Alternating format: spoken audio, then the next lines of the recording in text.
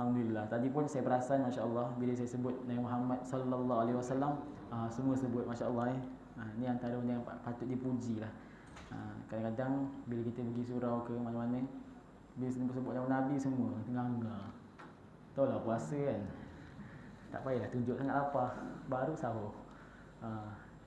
Alhamdulillah. Satu hari waktu tu kisah tu dengan Sayyidatina Aisyah lah. Dengan Sayyidatina Aisyah ni, beliau satu hari menjahit baju. Menjahit baju. Ada yang kata malam, ada yang kata pagi. Pagi sebelum subuh tu. Waktu sahar.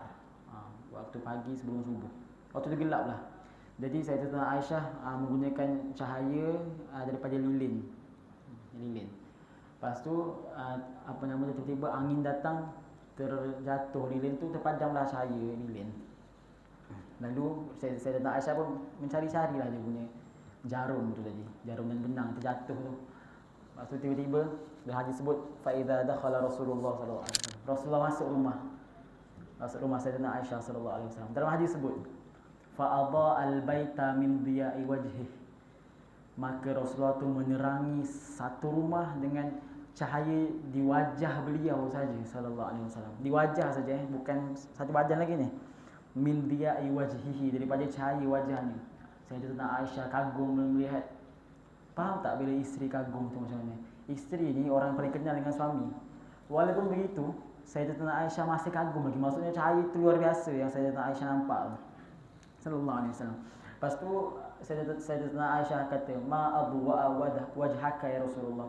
Alangkah terangnya wajahmu ya Rasulullah. Lepas tu Rasulullah cakap, "Wahai Aisyah, al-wail liman la yarani yaumil qiyamah." Celaka orang tak nampak aku wahai Aisyah hari kiamat. Terang macam ni ya Aisyah, tak nampak aku lagi. Celakalah dia wahai Aisyah.